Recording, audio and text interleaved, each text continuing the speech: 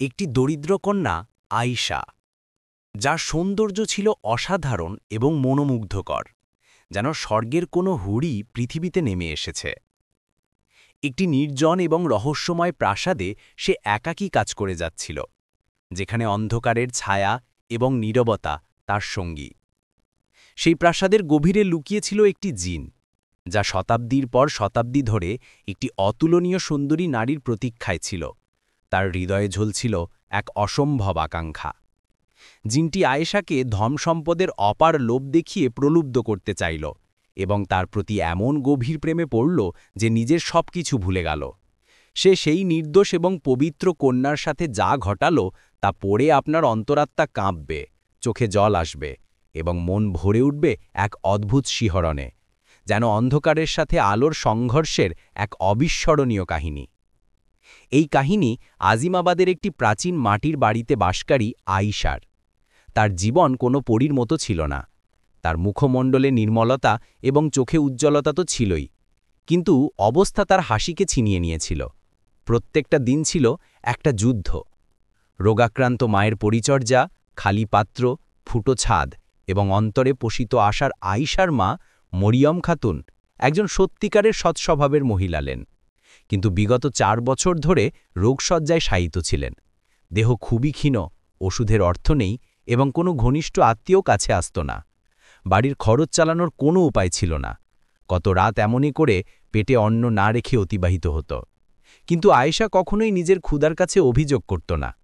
প্রত্যেক ভোরে আয়েশা ফজরের আজানের সাথে জেগে উঠত, নিজের পুরাতন নামাজের চাদরে সিজদা করত, তারপর কুরআন মাজিদের পাঠ করত। তার প্রার্থনায় একটাই অনুরোধ থাকত, ইয়া আল্লাহ, আমার মাকে আরোগ্য দান করো এবং আমাদের হালাল রোজগারের উপায় প্রদান। গ্রামের অনেক লোক তাকে অনুচিত পথের উপদেশ দিত। কিছু লোক তাকে বিবাহের প্রলোভন দেখাত, কিছু লোক তাকে দাসীর মতো কাজের প্রস্তাব দিত। কিন্তু আয়েশা প্রত্যেকবার শুধু একটাই উত্তর, আমার খোদা যা নির্ধারণ করেছেন তাই উত্তম। আমি আমার সহনশীলতা বিক্রি করতে পারব না। তারপর একদিন গ্রামের এক বয়স্ক মহিলা তাকে অবহিত করল যে জঙ্গলের প্রান্তে একটি নির্জন প্রাসাদ রয়েছে, যেখানে বছরের পর বছর কেউ বাস করতে পারে না, কিন্তু এখন মালিকরা শহরে অবস্থান করছেন এবং সেখানে কাজের জন্য লোক প্রয়োজন। কঠোর পরিশ্রমের বিনিময়ে ভালো অর্থ পাওয়া যায়। আয়েশা মায়ের চোখের দিকে তাকিয়ে দেখল ক্লান্তি, যন্ত্রণা এবং লাছাড়ি।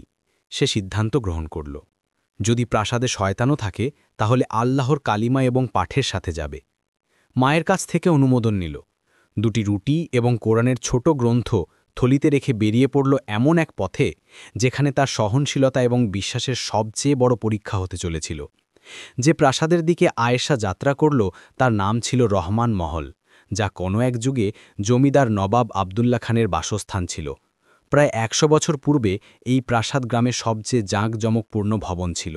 মার্বেলের দেয়াল, বিশাল ঝাড়বাতি, উদ্যান এবং ফোয়ারা। নবাব সাহেব অত্যন্ত সম্পদশালী ছিলেন, কিন্তু তার একমাত্র সন্তান ছিল একটি কন্যা, লায়লা।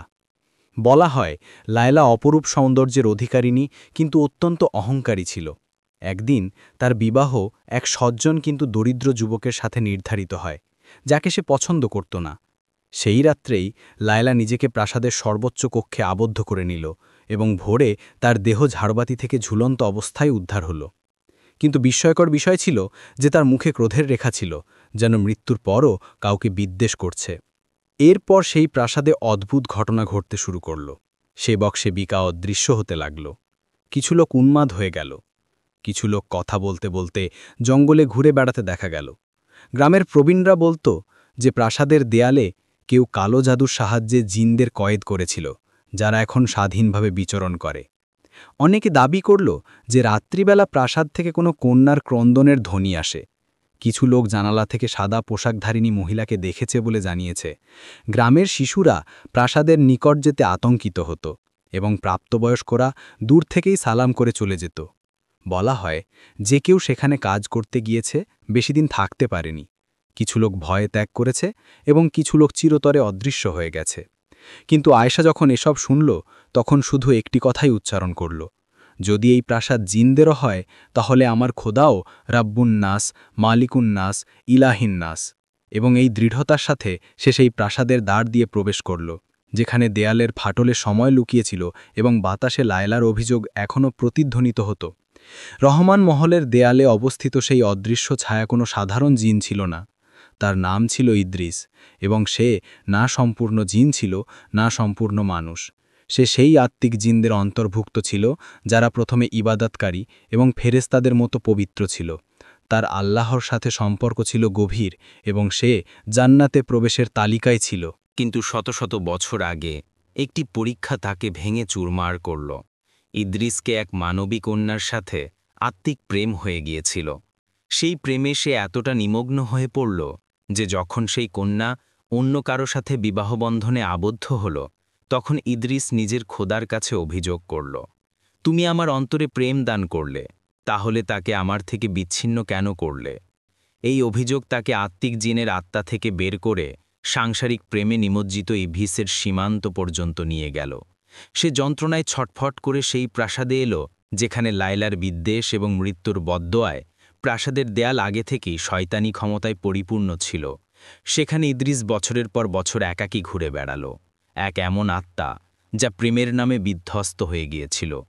যখন আয়েশা প্রথমবার প্রাসাদে প্রবেশ করল, তখন তার ধ্বনি, তার পাঠ, তার সহনশীলতা এসব ইদ্রিসের সেই বিধ্বস্ত অস্তিত্বের শান্তির মতো অবতীর্ণ হতে লাগল।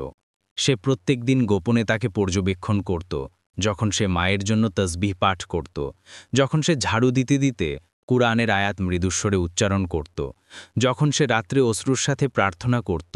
ইদ্রিসের জন্য এই কন্যা কোনো সাধারণ কন্যা ছিল না। এই প্রেম দেহীয় ছিল না, বরং তার আত্মার সেই শূন্য অংশকে পূর্ণ করছিল যা শত শত বছর ধরে একাকী ছিল। কিন্তু এক জিনের মানুষের সাথে প্রেম, তাও আবার আল্লাহর দাসীর সাথে, এটা কি পবিত্র প্রেম ছিল, নাকি আবার একটি অপরাধের আরম্ভ? ইদ্রিস নিজেই এই জটিলতায় আবদ্ধ হয়ে পড়েছিল, কিন্তু এবার সে প্রেম লাভের জন্য প্রত্যেক সীমা অতিক্রম করতে প্রস্তুত ছিল। তবে আয়েশার জন্য নয়, বরং নিজেকে পূর্ণ অনুভব করার জন্য। এবং এখান থেকে শুরু হলো এমন এক যাত্রা যেখানে প্রেম এবং সৃষ্টির ভেদ মিলিয়ে যেতে লাগল। রহমান মহলে আয়েশার আগমনের কয়েকদিনই হয়েছে, কিন্তু ইদ্রিসের উন্মাদনা প্রত্যেক দিন বৃদ্ধি পাচ্ছিল। সে প্রত্যেক মুহূর্তে তাকে দেখত, তার নিকটে থাকত, কিন্তু কখনোই প্রকাশিত হতো না। তার প্রেমের পদ্ধতি ছিল বিস্ময়কর। আয়েশাকে আতঙ্কিত করা নয়, বরং প্রেম এবং স্বাচ্ছন্দ্যের মাধ্যমে আকৃষ্ট করা। এক রাত্রে যখন আয়েশা মায়ের ওষুধ ক্রয়ের জন্য কাঁদছিল, তখনই আলমিরার দরজা স্বয়ং খুলে গেল এবং একটি থলে মেঝে পতিত হল। তাতে সোনার মুদ্রা ছিল। আয়েশা ভীত হয়ে উঠল। সে বুঝতে পারল যে এটা কোনো মানবীয় কাজ নয়। ভয়ে ভয়ে কুরআনের পাঠ শুরু করল, কিন্তু মুদ্রাগুলি সেখানেই পড়ে রইল। সেই রাত্রেই সে স্বপ্নে একটি ধ্বনি শুনল, এটা তোমার জন্য আয়েশা, শুধু তোমার সম্মতি চাই, তোমাকে এবং তোমার মাকে আজীবন কোনো যন্ত্রণা হবে না। আয়েশার চোখ খুলে গেল এবং সে সেই ক্ষণেই সিজদা করল, ইয়া রব্বি, তুমি প্রদত্ত সহনশীলতা এবং দারিদ্র্যই আমার জন্য যথেষ্ট। আমার কোনো গোপন রক্ষকের প্রয়োজন নেই, আমার তোমার আশ্রয় প্রয়োজন না, কোনো জিনের উপকার। পরদিন প্রাসাদের দেয়াল সুবাস ছড়াতে শুরু করল। শয্যায় রেশমি চাদর, টেবিলে গোলাপ এবং মায়ের ওষুধ স্বয়ং উপস্থিত হয়ে গেল। আয়েশা সব কিছু সরিয়ে ফেলল, কোরআনের সূরা বাকারার পাঠ করল এবং কঠিনতার সাথে বলল, যদি এসব কোনো গোপন সৃষ্টির পক্ষ থেকে হয়, তাহলে শোনো, আমি আল্লাহর দাসী, অন্য কারণই। এটা প্রথমবার ছিল যখন ইদ্রিসকে কোনো মানুষ এতটা সহনশীলতা, দৃঢ়তা এবং স্বাভিমানের সাথে অস্বীকার করল। সে রাগে উন্মত্ত হয়ে উঠল, কিন্তু আয়েশার প্রার্থনার ক্ষমতার কারণে পিছু হটল। সেই রাত্রে আয়েশা মায়ের পায়ে হাত রেখে প্রার্থনা চাইল, ইয়া আল্লাহ, তুমি দরিদ্রদের সহায়ক, তুমি আমার এবং আমার মায়েরও খোদা। যদি তুমি ইচ্ছা করো, তাহলে কোনো জিন বা মানুষ ছাড়াই আমার সমস্যাগুলি দূর করতে পারো। পরদিন সকালে গ্রামের এক সদাচারী ব্যক্তি, শেখ মুস্তাফা, হঠাৎ প্রাসাদে এলেন এবং বললেন, কন্যা, অন্তরে এক অদ্ভুত আকর্ষণ অনুভূত হল, মনে হলো কোনো পবিত্র আত্মার সহায়তার প্রয়োজন আছে। আয়েশার চোখে অশ্রু এসে গেল। ইদ্রিস দেখছিল, এবং এখন তার প্রেম একটি নতুন চ্যালেঞ্জ লাভ করল, আয়েশার আল্লাহর প্রতি অটল দৃঢ়তা। শেখ মুস্তাফা যখন প্রাসাদে পৌঁছালেন, তখন আয়েশা সম্পূর্ণ ঘটনা বর্ণনা করল। সোনার থলে, স্বপ্নে ধ্বনি, রেশমি চাদর এবং মায়ের ওষুধ স্বয়ং উপস্থিত হয়ে গেল। শেখ সাহেব গভীর নিঃশ্বাস নিয়ে বললেন, কন্যা আয়েশা, তুমি যে পরীক্ষার মধ্য দিয়ে যাচ্ছ, তা শুধু তোমার নয়, এটা প্রত্যেক সেই মুমিনের কাহিনী যে আল্লাহর প্রতি ভরসার প্রকৃত অর্থ বোঝে না। স্মরণ রাখো, যে আল্লাহর প্রতি ভরসা করে আল্লাহ তার জন্যই যথেষ্ট। তারপর তিনি ব্যাখ্যা করলেন যে নির্ভরতার অর্থ শুধু প্রার্থনা করা নয়, বরং এই দৃঢ়তা রাখা যে সহায়তা শুধু সেখান থেকেই আসবে যেখান থেকে কেউ দেখতেও পারে না, শুধু আল্লাহর পক্ষ থেকে। আয়েশা অশ্রুর সাথে মাথা নাড়ল। শেখ সাহেব তাকে শয়তানি প্রলোভন থেকে রক্ষা পাওয়ার উপায়ও বললেন। যখনই তুমি কোনো অজানা ধ্বনি বা প্রলোভন অনুভব করবে, আউযুবিল্লাহি মিনাশ শাইতানির রাজিম পাঠ করো এবং সূরা ফালাক এবং সূরা নাস পাঠ করো। এই দুটি সূরাকে মুআওয়াযাতাইন বলা হয়। এগুলো প্রত্যেক অমঙ্গল থেকে আশ্রয় প্রদান করে। তিনি একটি ছোট তসবিহ আয়েশাকে দিলেন এবং বললেন, যখনই তোমার আতঙ্ক হবে ৩৩ বার ইয়া হাফিজু এবং ৩৩ বার ইয়া মুতাকাব্বিরু পাঠ করবে। আল্লাহর রক্ষা তোমার চারপাশে ঢালের মতো হয়ে যাবে। আয়েশা জিজ্ঞাসা করল, কিন্তু শেখ সাহেব, কি জিন সত্যিই বিদ্যমান? তারা কি আমাদের মানুষদের ক্ষতি করতে পারে? শেখ সাহেব মৃদু হাসলেন এবং বললেন, হ্যাঁ, জিনের অস্তিত্ব কুরআন দ্বারা প্রমাণিত। সূরা আল-জিন সম্পূর্ণ জিন সম্পর্কিত। পবিত্র নবীও জিনদেরকে দাওয়াত দিয়েছিলেন এবং তাদের কুরআন শুনিয়েছিলেন। কিন্তু যে জিন শয়তানের পথে থাকে তারা মানুষদেরকে প্রলোভন এবং ছলনার মাধ্যমে বিপথে নেয়।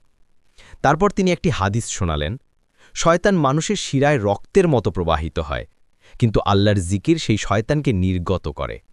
সেই দিনের পর আয়েশা প্রাসাদের প্রত্যেক কক্ষে সূরা বাকারার পাঠ শুরু করল।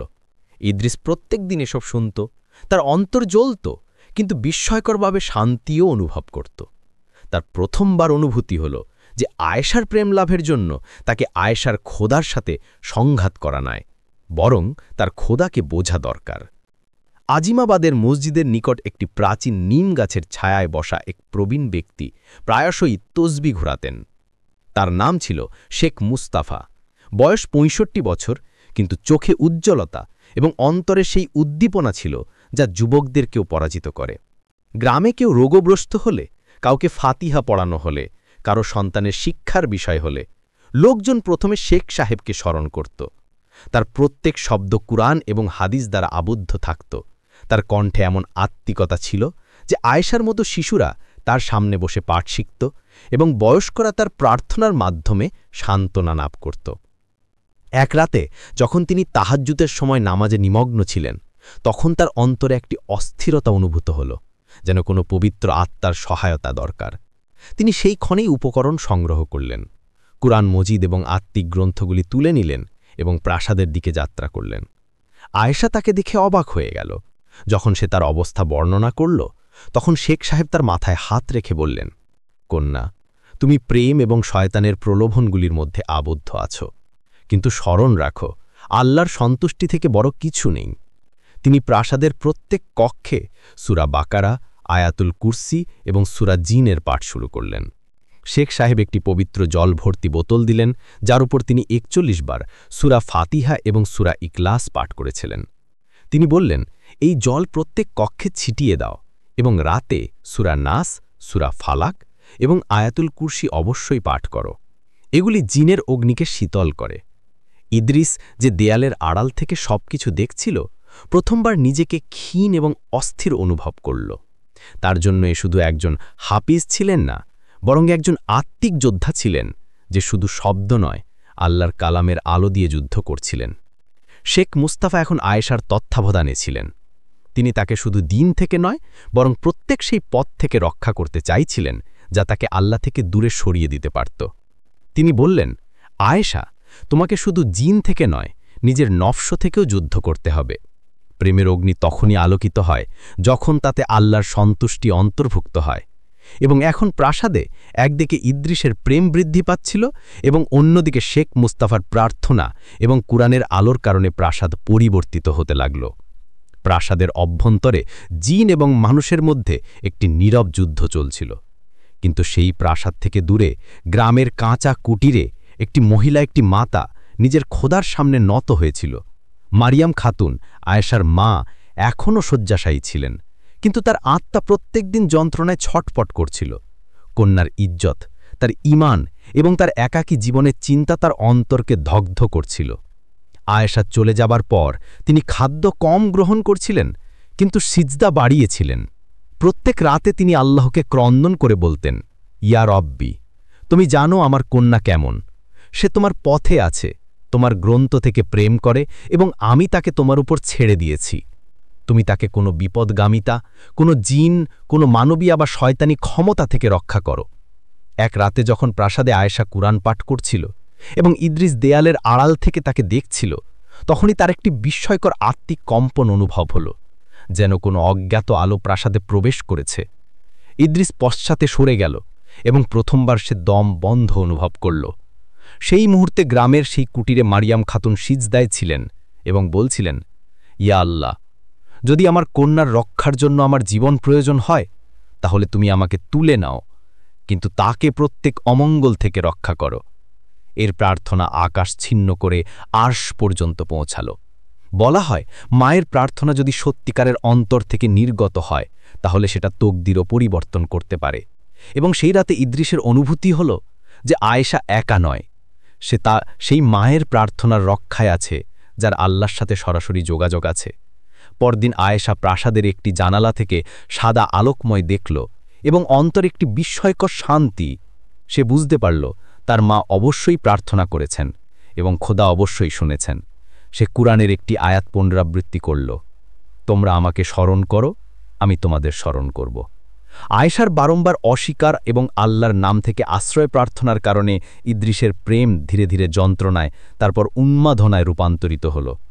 প্রথমে সে আয়েশার নিকট থেকে শুধু শান্তি অনুভব করত, এখন তার প্রত্যেক কথাই নিজের অপমান অনুভূত হতে লাগল। আমি তাকে সবকিছু দিতে চেয়েছিলাম, সম্পদ, স্বাচ্ছন্দ্য, তার মায়ের আরোগ্য পর্যন্ত, এবং সে আমাকে প্রত্যাখ্যান করল।